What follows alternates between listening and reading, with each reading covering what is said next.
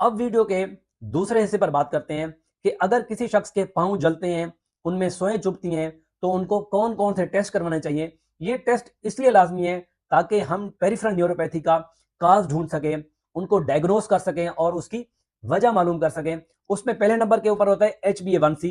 HbA1c basically sugar check करने के लिए होती है। ये आपके जिस्म में ये बताती है कि आपको शुगर है या नहीं है। दूसरा ये कि अगर आपको शुगर है, तो शुगर किस लेवल तक आपके जिस्म में कंट्रोल है, तो ये उसके बारे में बताती है। और दूसरे नंबर के ऊपर होता है विटामिन B1, B6 और B12 को खून में देखना। मैं आपको यहां पर एक बात क्लियर कर दूं कि हमारे खून के टेस्ट के जरिए हम सिर्फ और सिर्फ B12 को देख सकते हैं, B1 और B6 को नहीं देख सकते। इसीलिए हम इस टेस्ट के अंदर सिर्फ और सिर्फ B12 देखते हैं कि कहीं उसकी कमी नहीं है, क्योंकि उसकी कमी अगर हो जाए तो आपकी जो पेरिफेरल न्यूरोपैथी है वो बढ़ जाती है।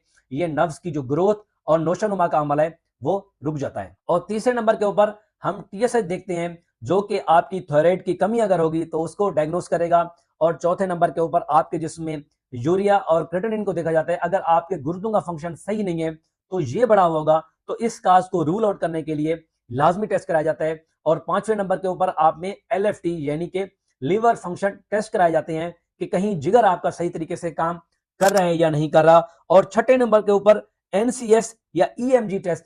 ये टेस्ट ऐसे हैं जिनके जरिए हम डायरेक्ट आपकी नसों को देखते हैं और उनमें न्यूरोपैथी का